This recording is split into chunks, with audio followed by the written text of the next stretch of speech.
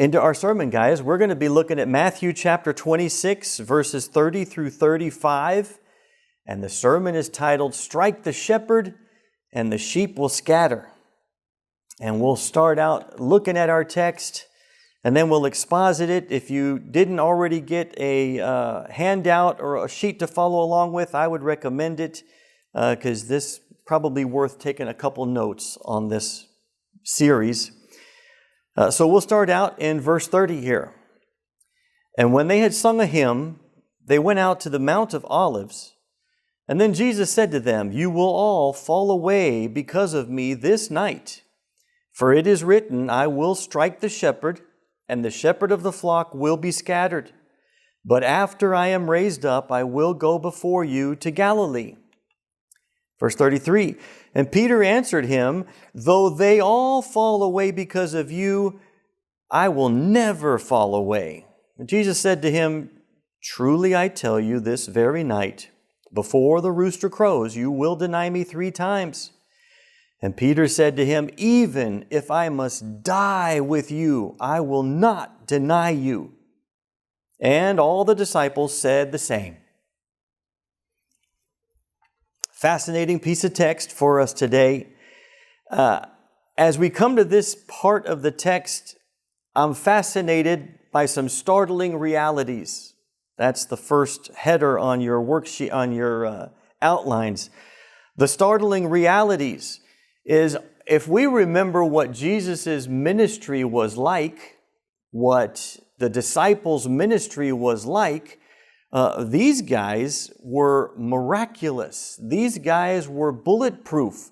They were going out, they were casting out demons, they were preaching the gospel, the lame were walking, the blind were seeing, the Pharisees were getting stomped on because Jesus was just giving them a good licking.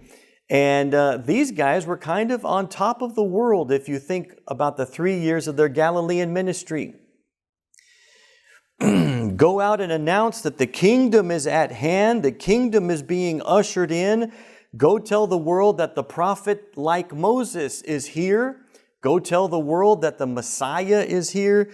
Go tell the world that the king like David is here. Go tell the world that there's a new high priest in town and he's going to offer a new kind of sacrifice. Go tell the world that the new covenant that Jeremiah spoke of is beginning. Go tell the world that the new covenant that Ezekiel spoke of is beginning. And all this boldness, the apostles are saying, Not me, I'll never leave you, I'll never forsake you. What could possibly go wrong? We've been on top of the world for 3 years. And I like remembering all that because one of the things that the Semitic mind, the Jewish mind did, when they write, they use sweeping contrasts to keep the reader's attention.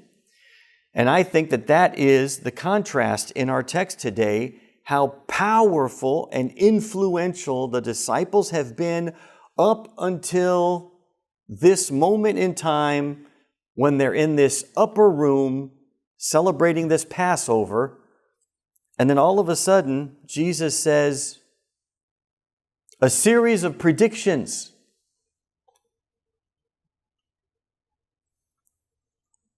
I think a series of predictions of failures and stumblings are coming up. I think one of the things that's interesting to me about living the gospel and living the Christian life is we have these powerful motivators. The word aphesis that we learned last week, forgiveness of sins. I prefer the idea of a jubilee, a time where all of your wrongs has been forgiven and you get to start over. The kingdom is here, and the idea of eternal life. We're studying and we're reading and we're living a certain way because this is what's going to give us eternal life. All of these powerful things that at different times in our life can be very motivating, very powerful, very transformative in our life.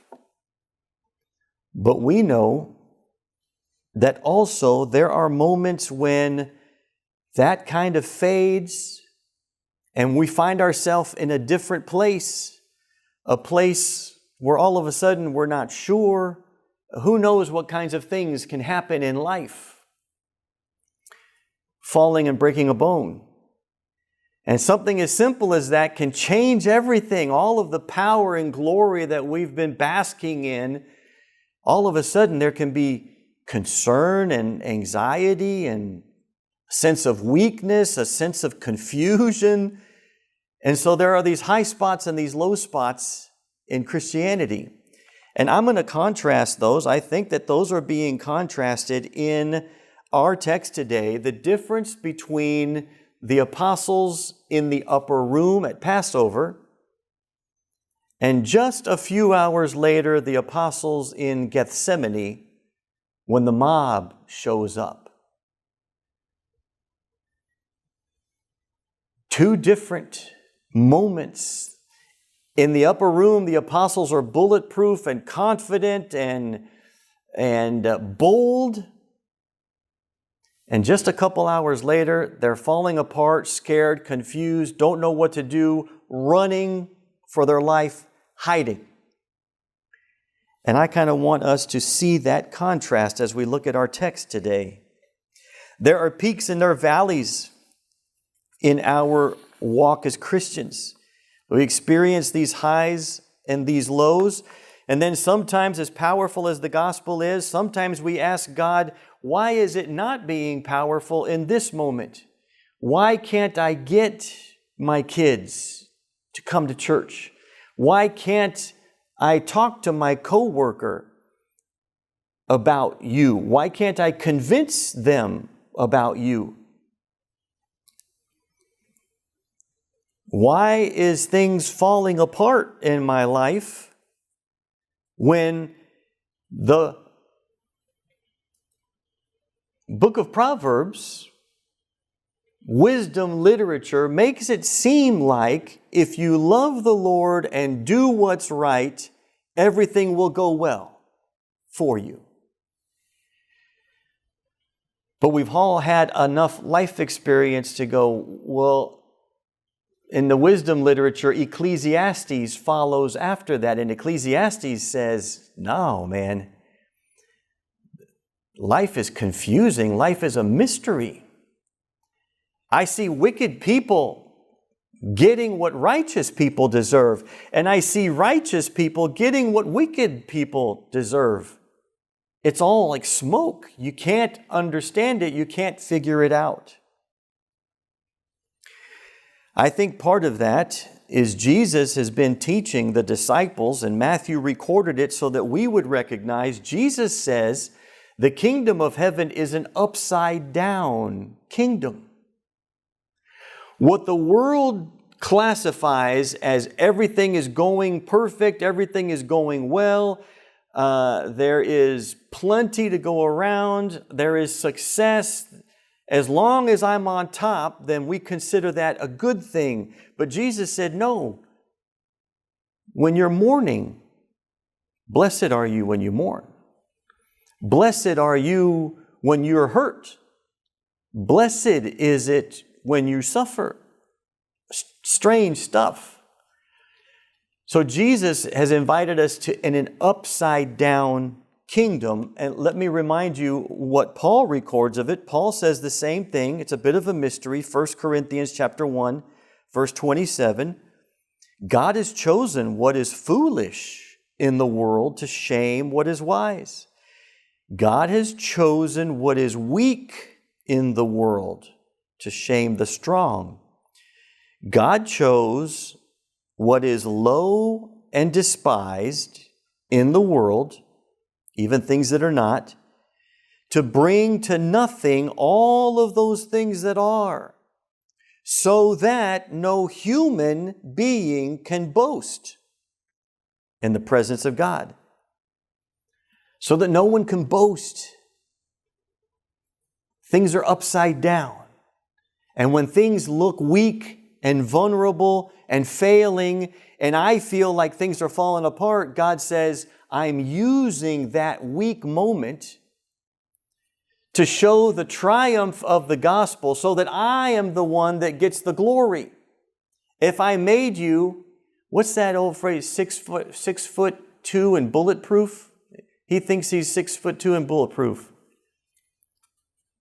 6'2", something like that. But rather than us walking around with all this confidence, he says, no, when things get confusing, when things seem upside down, that is when my power gets displayed. Maybe that's a good attitude for us to have in the current climate that we're living in, when it seems like the whole world is upside down. God may be saying, it's a good thing that people are nervous. It's a good thing that people are confused, because I'm going to get the glory when I turn this thing around. So that's the nature of today's pericope. 2 sermon topics that I would ask you to watch for. It would be valuable for you in your own words to be able to express the contrast between the upper room and Gethsemane. And I'll clue you in the upper room, the apostles are confident and bold and empowered and think that nothing could ever possibly go wrong. And just in the time it takes to walk to Gethsemane, all of a sudden they're buckling at the knees, looking around, wringing their hands, afraid and running. It would be healthy if you could put that into your own words. How do you contrast the upper room and Gethsemane? And then how might you apply that in your own life? All right, let's look at our text. The first verse is verse 30. When they had sung a hymn, they went out to the Mount of Olives. This is just kind of a side note in the sermon, but I think it's valuable. We read a few Sundays ago that the Messiah figure would never do any violence and would never be deceitful. I can't remember where that is now. I think it was in a psalm. He would never do violence and he would never be deceitful. So he's going to be a different kind of ruler than what people are used to. A side note in here is when it says they went out to the Mount of Olives, there's something behind all this. When they celebrated the Passover, they were in Jerusalem, in the city, in a friend's house, in the upper room. And everybody was celebrating Passover. Jerusalem was filled to the brim. Josephus tells us it looks like there was over 3 million people in Jerusalem. Normally, the population was 600,000. So it's filled to the brim with people. Jesus knows that a mob is coming for him. And over, we've heard the scribes and the Pharisees say, we're going to kill this guy, but not during the Passover because we don't want a mob.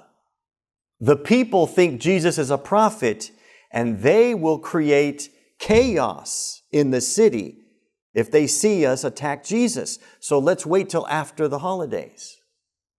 But for whatever reason and whatever turn of events, they're going to come take Jesus on this very night.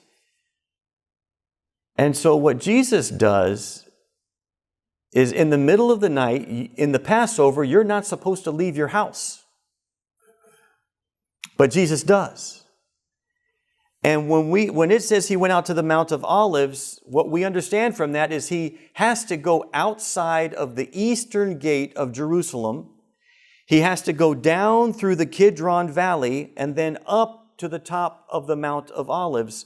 The Kidron Valley was the city limits for Jerusalem.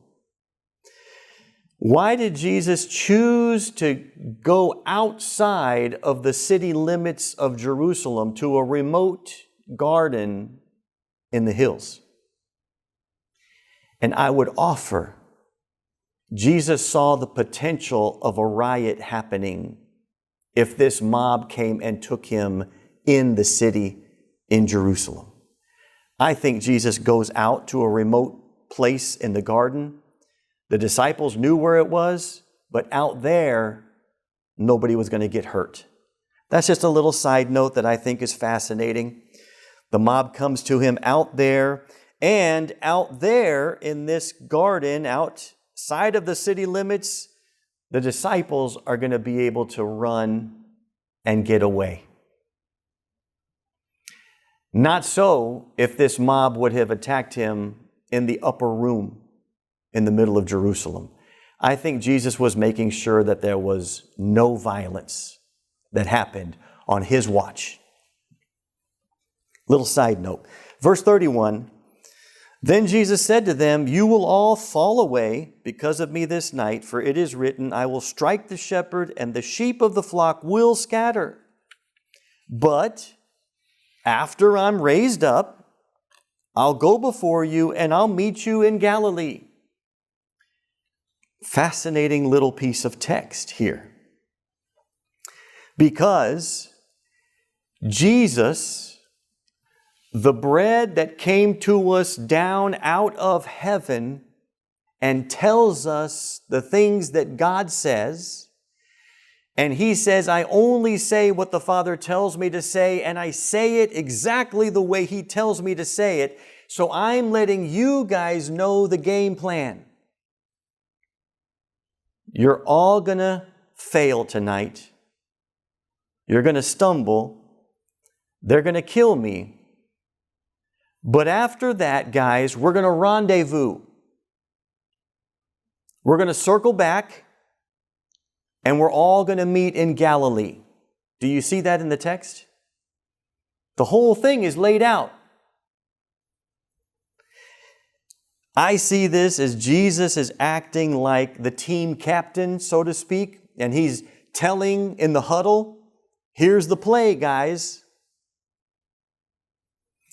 Like a military leader that is creating the strategy with his soldiers. And he's letting the soldiers know how it's going to go, how the battlefield is going to look. We're going to take heavy artillery. We might get separated. I might get captured, but I'm going to get free and we'll meet on wherever. Here's our rendezvous point, guys. Here's where we're all going to meet up after the mess. We're all going to rendezvous together and gather our senses. I love this little word rendezvous. It's spelled rendezvous. That's kind of weird, I think. But there it is. Let's look at what the word means. We're going to rendezvous. A rendezvous point in the military is a predetermined location where soldiers can meet to regroup after a mission or to begin or to return to a phase of operation. It's often used to coordinate the movement of troops and to ensure that everyone knows where and when they need to be. I just had to sit back and absorb that part of our text today. Guys, everything is going to go really, really wrong. But then I'm going to be resurrected and we're going to rendezvous, guys. We're all going to meet back. You remember that hill in Galilee? They knew where to be. I'll meet you guys back there, okay? In case we get separated. I just sat in my little imagination, just ran and ran and ran with that. And I kept thinking, what are some other ways we can say that? Well, let's talk music. If you were the conductor and you're talking to the orchestra, here's what we're going to do, guys. We're going to build the music up to a crescendo, and then all of a sudden we're going to turn to a minor key. I want all the wind instruments to drop out. Just the strings. And then we're going to slow it down and we're going to play pianissimo quietly for a little while. But then after that, we're going to go back to a major key. I want the wind instruments to join back in, and we build it up and we build it up, and we're going to come to a sharp stop on the end of 3. How much of that did you understand? Is this some of it? The and of 3, that leaves suspense. There it is. All of these things about somebody letting the audience know, here's how things are going to happen. Here, the shepherd was instructing the sheep.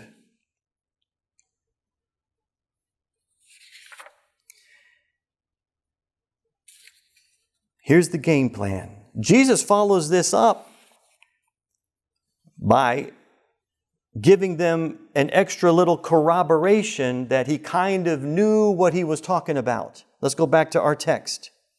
Verse 31b, for it's been written, I'll strike the shepherd, and the sheep of the flock will all be scattered. Not only am I letting you know the game plan, but guys, it's been written, it's been prophesied. We've already been told how things are going to pan out. The prophets wrote it down for us.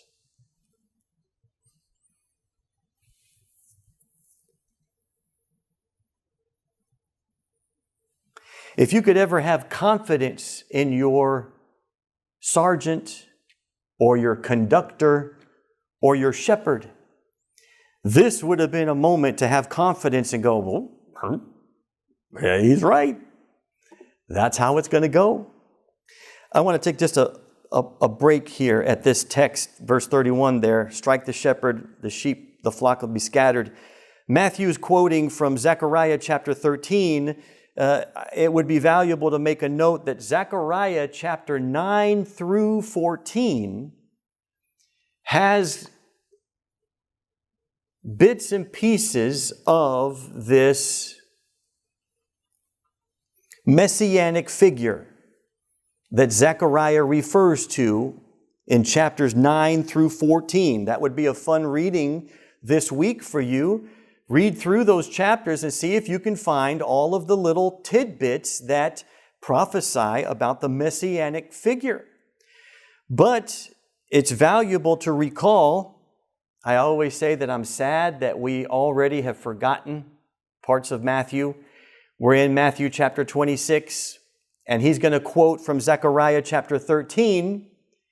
But unfortunately, we've already forgotten Matthew chapter 9, Matthew chapter 11, where he's quoted from Zechariah often.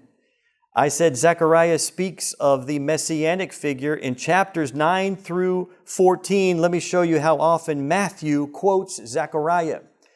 Matthew first quotes Zechariah chapter 9. Your king is coming to you humble and on a donkey. Matthew quoted Zechariah chapter 11. I'm just now aware that I should have given you all the chapters where Matthew quoted these. Sorry, I didn't. Matthew quoted Zechariah chapter 11, verse 12. And they weighed out as my wages 30 pieces of silver. Verse 13, the lordly price at which I was prized by them. So I took the 30 pieces of silver and I threw it into the house of the Lord. I threw it back into the temple.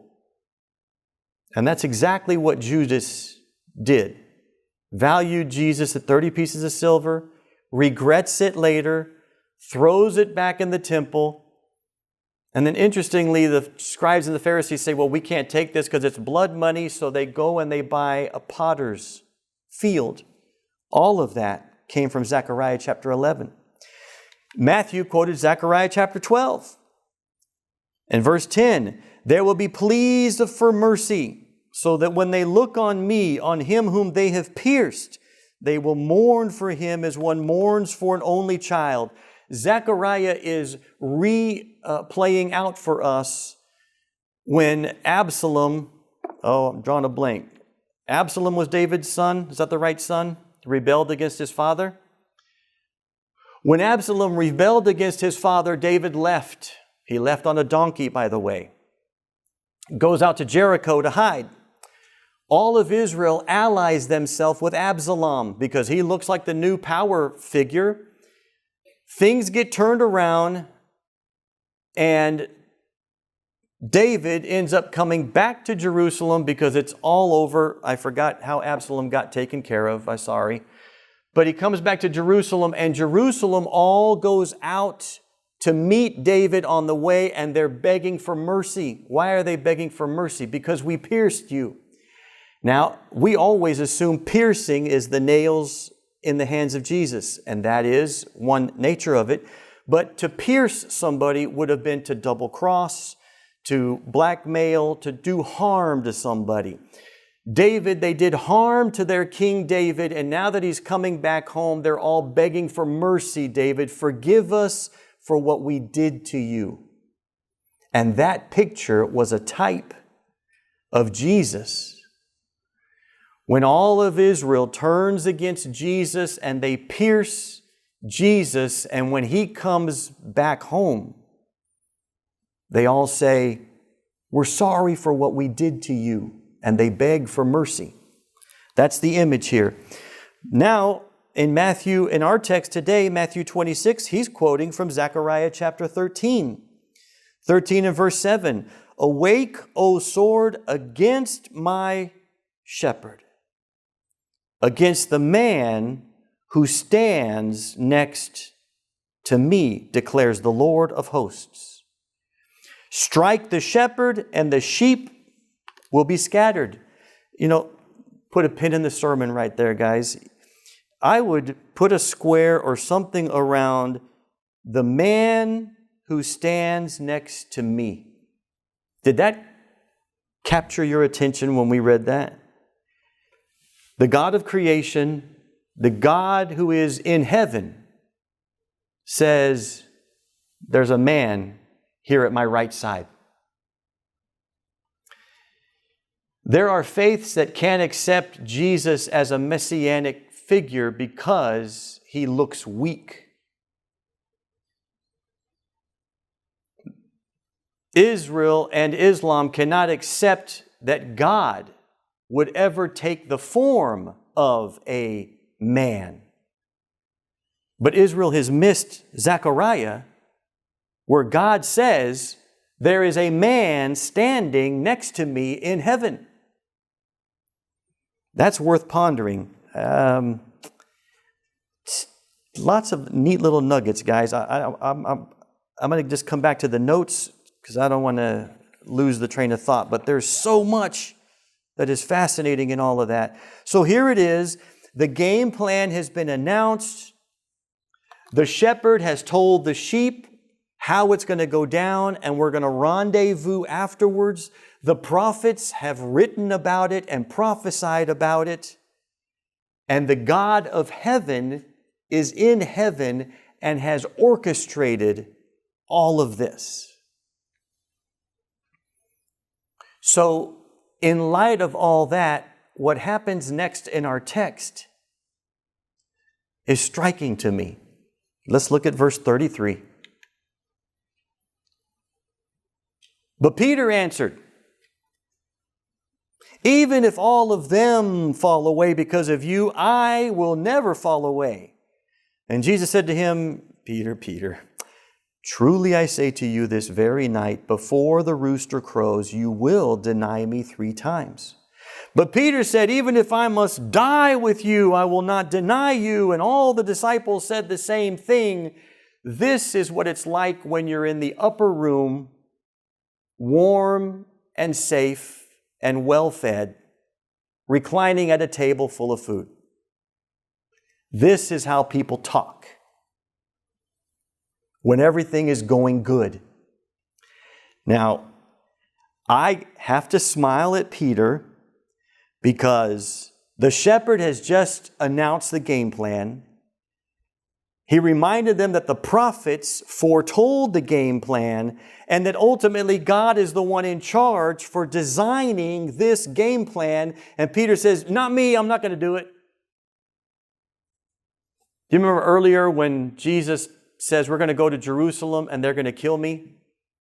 And Peter said, nope, I'm not going to let it happen.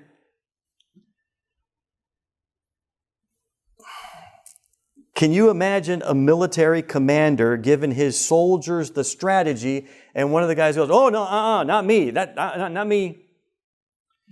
An orchestral conductor telling all the wind instruments to drop out during this pianissimo, and one guy goes, nope, not me, I'm playing the whole way through. There is something fascinating that Peter heard the scriptures. Peter heard the shepherd, but he didn't hear it. Does that make sense to you? He heard what Jesus was saying, but he didn't hear it because he didn't conform to it. He said, nope, that's not the way it's going to go down. I'm going to do it differently, Jesus. And I'm amazed. We could pause right here in the sermon. Have you ever found it strange where sometimes you can read a Bible verse to someone and it's exactly what they need to hear and they don't see it? Can't hear it? I hear what you're saying, but that doesn't apply to me. That's not a...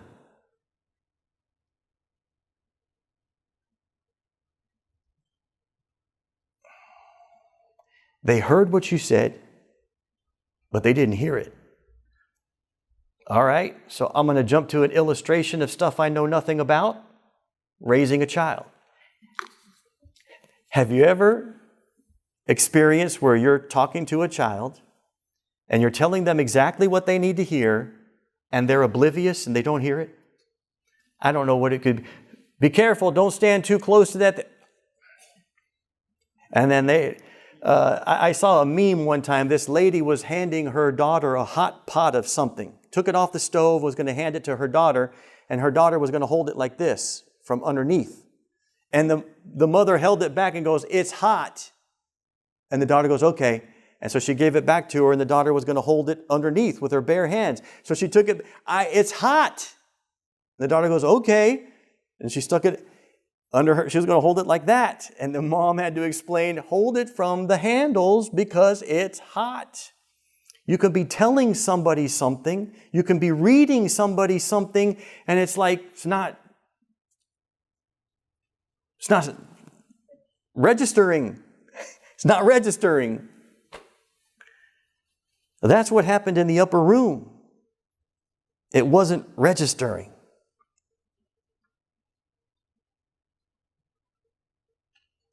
I'm amazed and I'm also saddened by that we wish it was as easy as sharing the scripture with someone, and yet we've all seen that sometimes no matter what you say, it just doesn't register.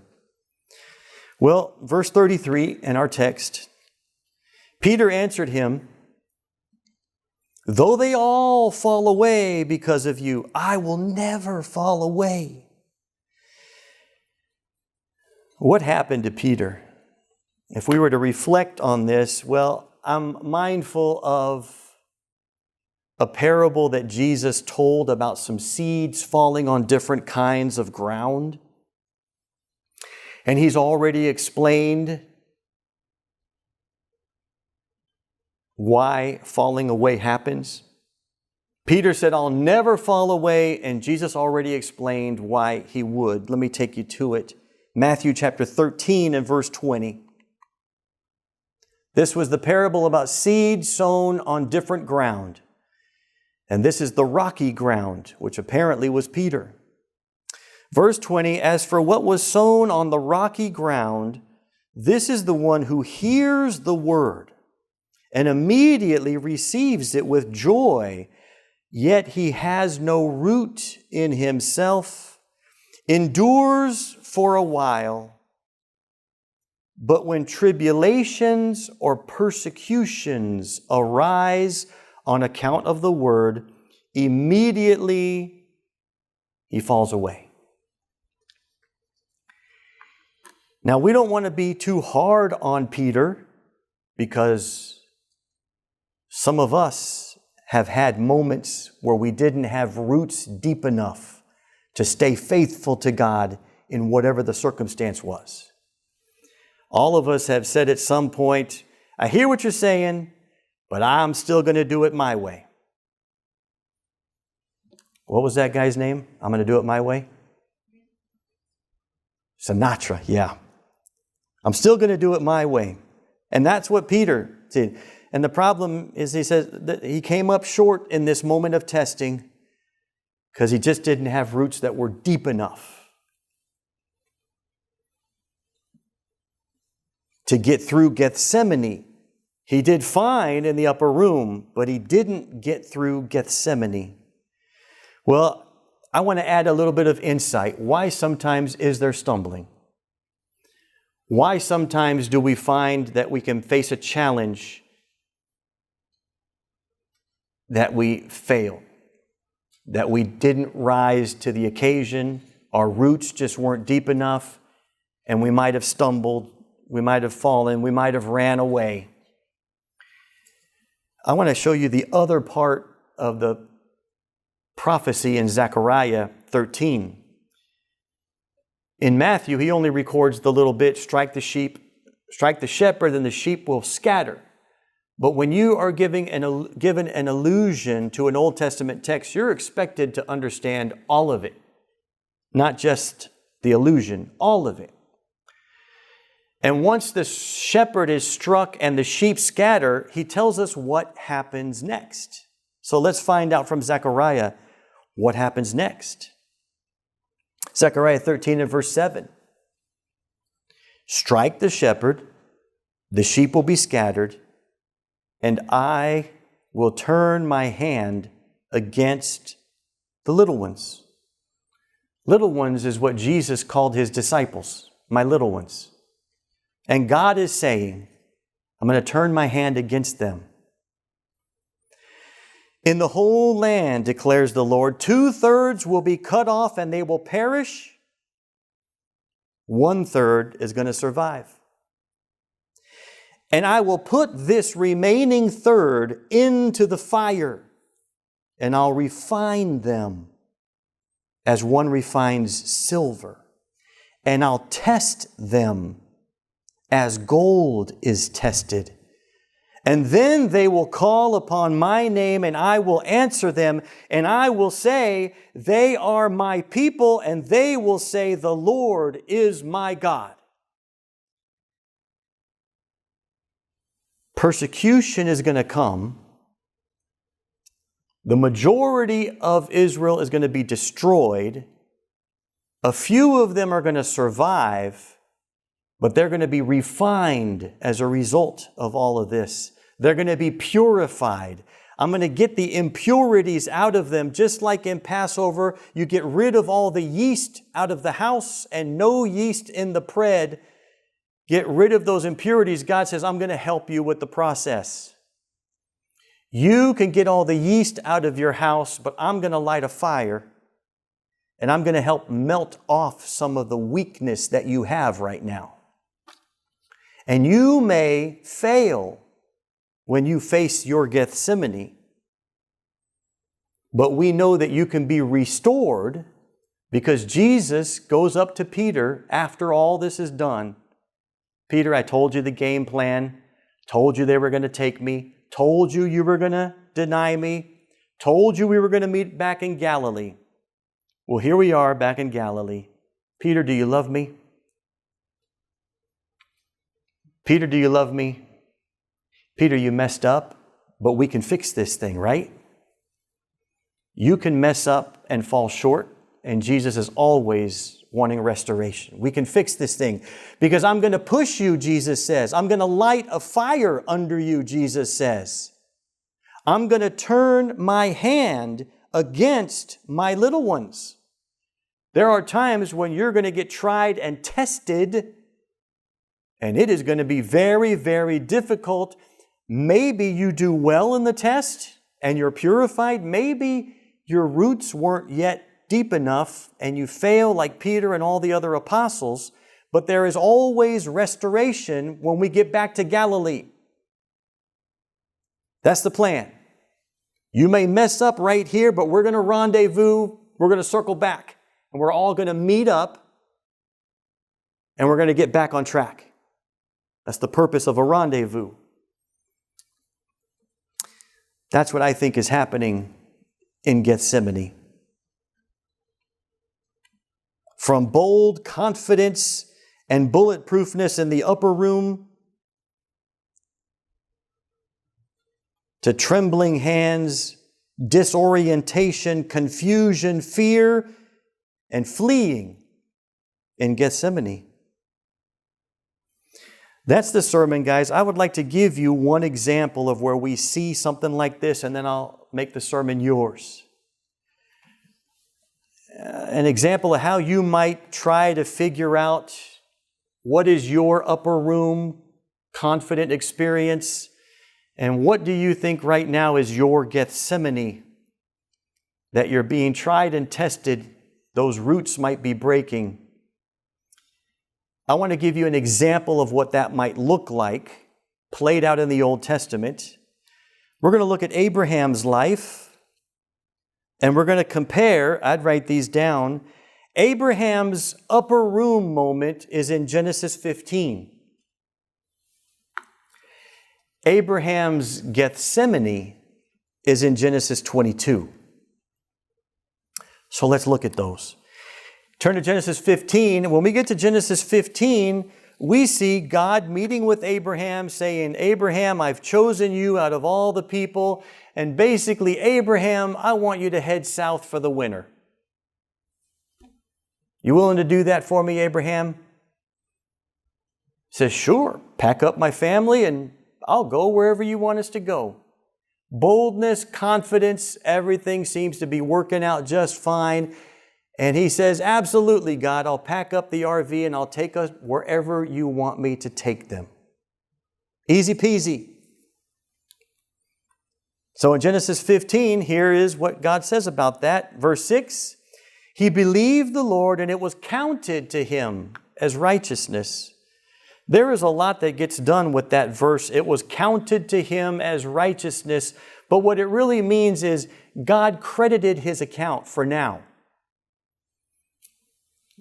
You said the right thing, Abraham. I'm going to credit you for now. That's the upper room moment. Let's go to Genesis 22, verse 1. Here comes Abraham's Gethsemane. After these things, God tested. I put a square around that. God tested Abraham, said to him, Abraham, he said, here am I. Take your son, your only son, Isaac, whom you love. And we all know the rest of the story. You think his knees buckled? You think his hands trembled? Do you think he was disoriented and confused and afraid and might have wanted to run? This was his Gethsemane. But he doesn't buckle. His roots apparently were more than deep enough, and here's how it plays out. Verse 11. As Abraham was about to sacrifice his son, an angel of the Lord called to him from heaven and said, Abraham, Abraham. He said, here I am. And he said, do not lay your hand on the boy or do anything to him, for now I know that you fear God.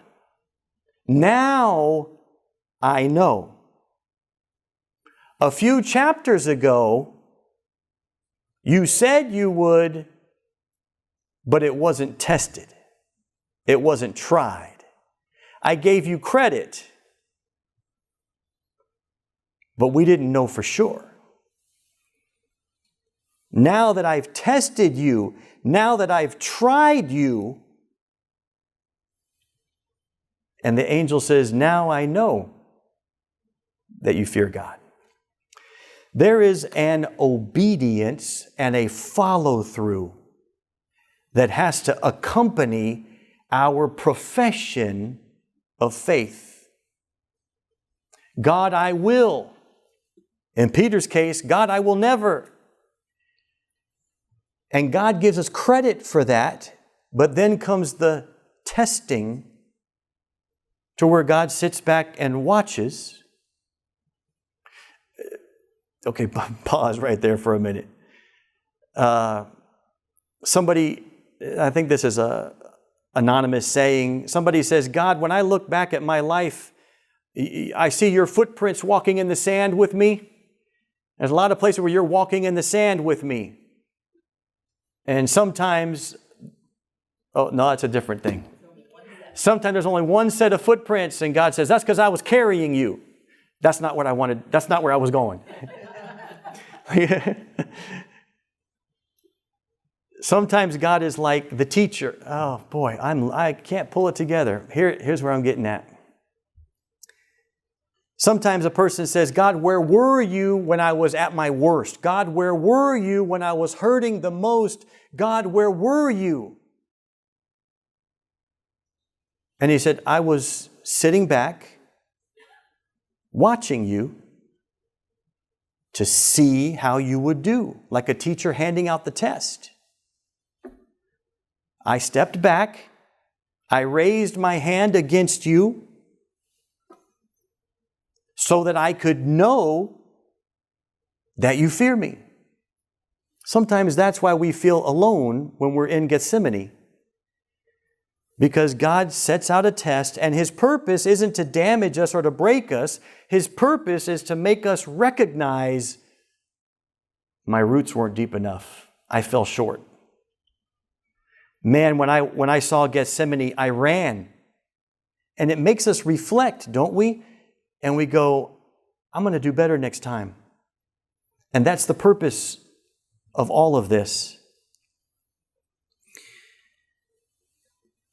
Sometimes we may buckle when we're faced with Gethsemane, but the idea of facing a Gethsemane is to refine us, to make us stronger, to make us better, to make us reflect, because God says, I want to see and I want to know that you fear me.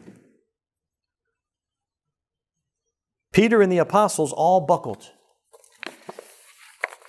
But Jesus anticipated that and said, well, we're all going to circle back and we're going to meet in Galilee. And when we get there, I'm going to make you breakfast on the seashore. You guys are going to be out fishing. Peter sees Jesus on the seashore and he goes, it's Jesus, it's Jesus. He takes off his cloak, he jumps in the water, runs back to Jesus, and he gets restored. And Peter becomes more powerful because of the whole ordeal. I think that is the contrast that the Jewish mind was painting between how bold we can be in the upper room and how weak we can be when we face Gethsemane.